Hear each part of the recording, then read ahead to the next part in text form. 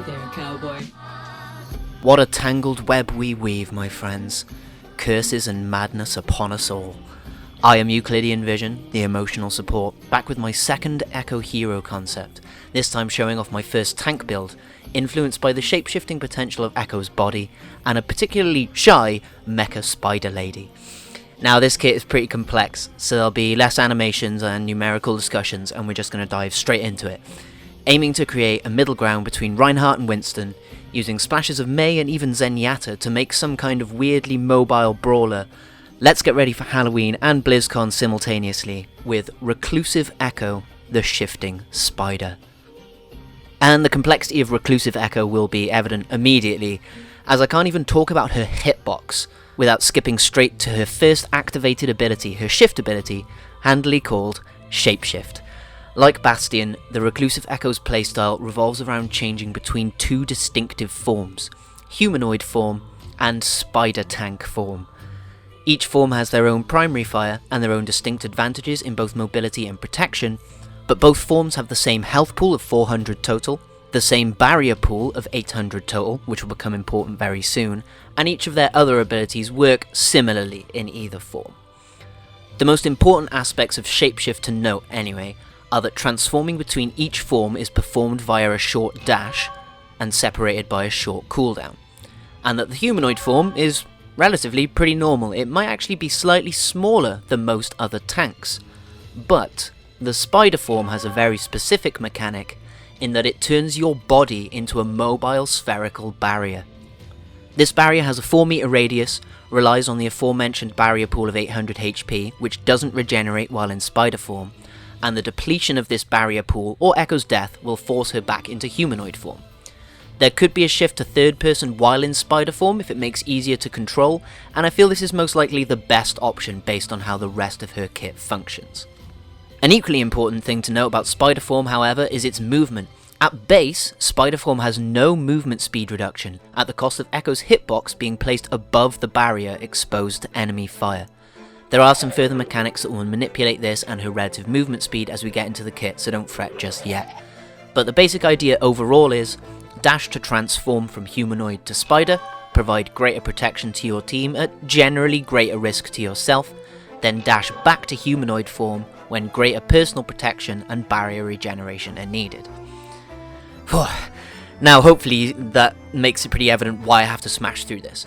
But if I can at least give you a sense of how the kit works, that might be easier to digest than the tons of numbers that it could be instead.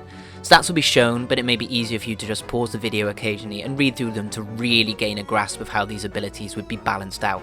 It's either that, or we sit here for hours and hours as I drone on, and nobody wants that. So, now that we know how the core idea works, it's about switching between sexy form and spider form, how does each of the forms individually work? I'm going to go through each ability individually and explain how they work within both forms, and at the end I'll quickly present how each form works in its entirety too, just to make sure. So, the first thing to cover, something that works regardless of whichever form you're in, is Reclusive Echo's passive, Brood Mother. Echo likes to keep her friends close, and so at her ally's request, her wings can detach from her body, pick up her teammate and fly them to her current position. Now as you can see, this is basically reverse Guardian Angel, and it will operate under those usual rules, except there will be like a slight channel time before it actually activates as the wings travel to you, and it will have its own internal cooldown on Echo, preventing allies from using it too regularly. An indicator or a physical animation, or lack thereof, should be used to indicate whether Brood Mother is available or not, and if it is available, it will be triggered with the interact key. Heroes' innate soft locks like Zenyatta's Harmony Orb or interactions like Symmetra's Teleporter will take precedence over this though. And as a reward for aiding her team, when an ally is propelled to Echo, the wing that carried them will spin around her, dealing damage and knockback to any enemies in range. Which leads me nicely onto the two primary fires for this kit, the Progressive Wings and the Mouth Beam. In her smaller form, Echo's overall greater personal survivability allows her to use her wings for close-range reliable combat, whereas her more team-focused and positioning-reliant spider form allows her to utilize ranged attacks. Basically, humanoid form vibrates its wings and swings them at a short distance, making them like flying chainsaws, whereas spider form uses its more elevated position to loose violent energy beams from Echo's mouth. Think somewhere between Brigitte and Reinhardt for the wing swings, and something more like Apex Legends' charge rifle for the mouth beam. Take a moment to pause, check the stats if you so need, because from here I am going to move on quite quickly to Echo's alt fire, Security. So when activating Security, both humanoid and spider forms use Echo's wings as physical barriers, activated in a similar form to Reinhardt and Brigitte's barriers. In humanoid form, she places her wings together in front of her to make a physical barrier, which neither enemies or allies can fire through, and that prevents Echo from using any other abilities, or allies from activating her Broodmother passive. To compensate, Echo's movement speed only decays to 50% over the first 3 seconds while it is active, and there is no cooldown, allowing you to use it freely and quickly given you have the barrier resource to do so.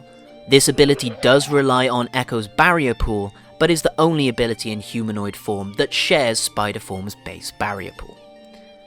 And so in Spider Form, when Security is used, Echo's hitbox drops into her barrier, reducing her movement speed immediately to 50%, while bringing her wings in front of her to form the physical wing barrier again, as she does in humanoid form. Again, this physical barrier will also rely on the base barrier pool for its relative health, and has no cooldown, so can be activated at will. Also, as with humanoid form again, while Security is active, Broodmother cannot be activated by allies, and Echo herself can perform no other actions besides moving. Although I can see arguments for Shapeshift being able to be used while Security is active, and that is a change I'd be willing to make. Depleting the barrier pool via attacking either the body barrier or Echo's personal wing barrier will knock Echo out of spider form, and it must be noted when in either humanoid or spider form you can still attack Echo from behind while Security is active.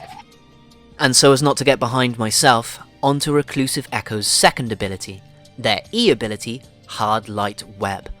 In humanoid form, this has a short channel before firing a single target rooting web projectile, similar to Sigma's accretion in at least activation, whereas in spider form, this causes your body to smash down to the floor, rooting any enemy that passes through your now sticky barrier. This does force you back into humanoid form, and put Shapeshift and Hard Light Web both back on their own individual cooldowns. Luckily that one was pretty easy, right? Check the stats again if you need to, but onto Reclusive Echo's ultimate, Replicative Barrier.